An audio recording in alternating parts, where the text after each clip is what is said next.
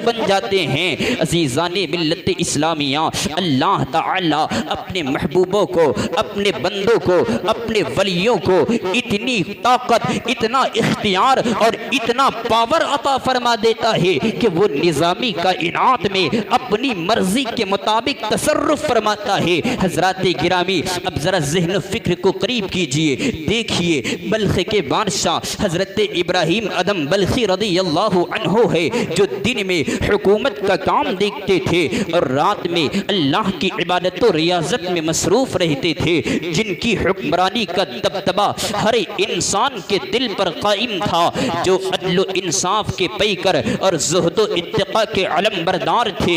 एक मरतबा हज़रत इब्राहीम बल्खी रज़ियल्लाहु अन्हु अपने महल की छत पर बैठे इबादत में मसरूफ़ थे कि अचानक उन्हें एक शख्स से महल की छत पर टहलता हुआ नजर आया। आपने मुसल्ले पर बैठे बैठे ही आवाज दी कि कौन शख्स है और यहाँ क्यों टहल रहा है। अब उस शख्स ने जवाब दिया, हुजूर मेरा ऊंट खो गया है और मैं उसी को तलाश करने के लिए आपके महल की छत पर आया हूँ। हजरत इब्राहीम बल्खी ने फरमाया, बेवकूफ इंसान, ये शहनशाह वक्त का महल है, यहाँ कोई परिंदा मेरी इजाजत के बगैर पर नहीं मार सकता, फिर तुम्हारा ऊंट मेरे महल की छत पर कैसे आ सकता है। अगर तुम्हारा ऊंट खो गया है तो चाहिए उसे किसी जंगल, किसी रेगिस्तान या किसी दरिया के किनारे तलाश कीजिए, इस महल की छत पर वो कैसे आ सकता है। इतना सुनना था। अब उस शख्स ने जवाब दिया, ऐ शहनशाह वक्त, अगर मेरा ऊंट आपके महल की छत पर नहीं मिल सकता तो आप भी सुन लीजिए कि आप अभी खुदा की तलाश में है और आपको खुदा इस महल में मिल नहीं सकता। अगर आपको खुदा की तलाश है, खुदा की जुस्तजू है, तो तख्त शाही से दस्ते बरदार हो जाइए, दुनियादारी और हुक्मरानी से नाता तोड़ दीजिए, अल्लाह वहदहू ला शरीक से ताल्लुक कायम कर लीजिए, आपको खुदा मिल जाएगा। इतना कहते ही वो शख्स से नजरों से गायब हो गया। अब हजरत इब्राहीम बल्खी रज़ियल्लाहु ताला अन्हु ने फिरासत ईमानी से समझ लिया, यकीनन ये कोई फरिश्ता था जो मेरी हिदायत और मेरी रहनुमाई के लिए मेरे महल की छत पर आया हुआ था। हजरत इब्राहीम बल्खी रज़ियल्लाहु अन्हु ने उसी वक्त शाही लिबास उतारा, फटे पुराने कपड़े पहने, गुदड़ियों की एक पोटली तैयार की और महल के खुफिया दरवाजे से बाहर निकल आए और अल्लाह की तलाश जुस्तजू में जंगलों बयाबान में खाक छानने निकल पड़े। अब सुबह के वक्त बादशाह की गुमशुदगी का चर्चा हुआ। हर आदमी हैरान, हर शख्स परेशान कि हजरत इब्राहीम बल्खी कहाँ चले गए। हुकूमत के कारिंदों की एक जमाअत हजरत इब्राहीम बल्खी रज़ियल्लाहु अन्हु को तलाश करने के लिए निकल पड़ी।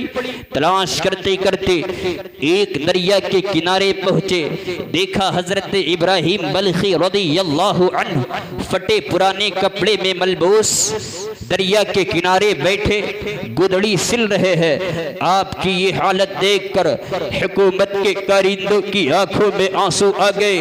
उन्होंने अर्ज किया, हुजूर हमसे क्या खता हुई जो आप नाराज होकर चले आए और ऐसी नागुफ्ता बेहालत में यहाँ बैठे हुए हैं।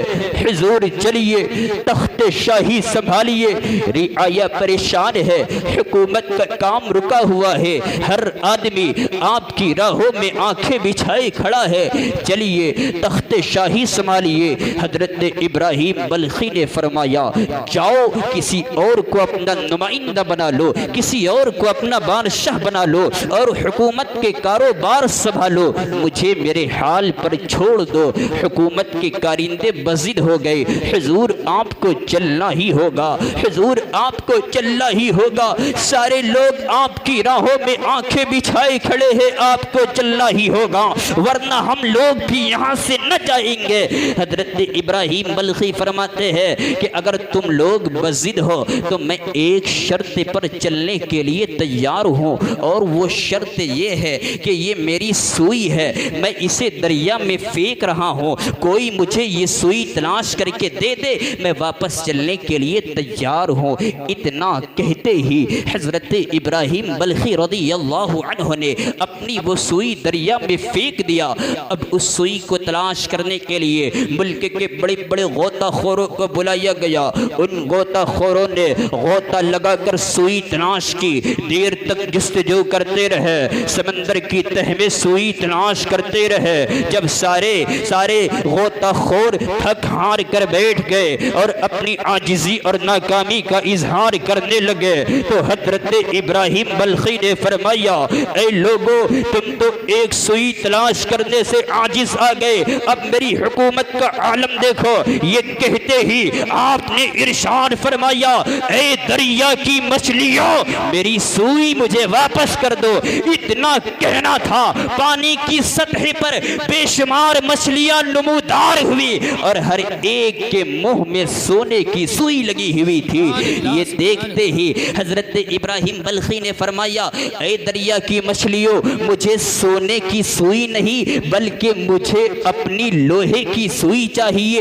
इतना फरमाना था, तमाम मछलियां पानी में रूपोश हो गई। थोड़ी ही देर बाद एक बड़ी सी मछली अपने मुंह में हजरत इब्राहिम बल्खी की सुई दबाई हुए साहिल पर आई, खुश्की पर फेंक कर साहिल पर चली गई। अब हजरत इब्राहिम बल्खी फरमाते हैं, ऐ मेरे मुसाहिबों, कल तक मेरी हुकूमत का दायरा सिर्फ इंसानों तक महदूद था, लेकिन आज मेरी हुकूमत इंसानों के दिल और हर बहरो बर पर है। आज मैं जानवरों पर भी हुक्मरानी कर रहा हूँ। आज मैं इतनी बड़ी हुकूमत को छोड़कर इस छोटी सी हुकूमत को लेकर क्या करूँगा। हजरात, इस वाकया से ये बात खुलकर सामने आ गई कि जब कोई बंदा अपनी जात को अल्लाह में फना कर देता है तो अल्लाह उसको बहरो बर का, खुश्को तर का, शजरो हजर का हुक्मरान बना देता है। सुभान अल्लाह, सुभान अल्लाह। रात जब कोई अपनी जात को अल्लाह में फना कर देता है तो अल्लाह उसको बहरो बर का, खुश्को तर का, शजरो हजर का हुक्मरान बना देता है।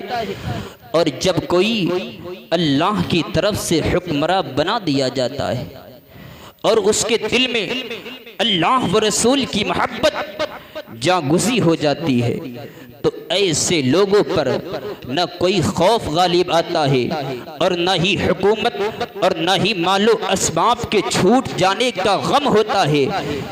अल्लाह हर महाज पर उनका मददगार और उनका पुश्ते पनाह होता है।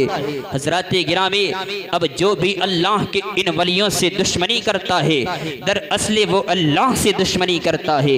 इसलिए कि हदीस कुर्सी है, अल्लाह फरमाता है, मन आदा ली वलियन फआज़नतहु बिल हर्ब, यानी जो किसी अल्लाह के किसी वलियों से दुश्मनी करता है, अल्लाह फरमाता है वो मुझसे जंग करने के लिए तैयार हो जाए। अल्लाहु अकबर। अब जरा गौर फरमाए, दुनिया में कौन है जो अल्लाह से जंग कर सकता है? किसके पास ऐसी ताकत, ऐसी कुव्वत है जो अल्लाह के इस चैलेंज को कबूल कर सके?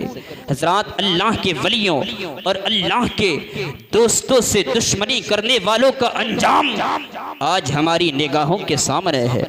कोई दरियाए नील में गर्क हुआ, कोई अपनी बनाई हुई जन्नत में धंस कर तबाह वो बर्बाद हो गया, किसी को एक मामूली से मच्छर ने जहन्नम के हवाले कर दिया।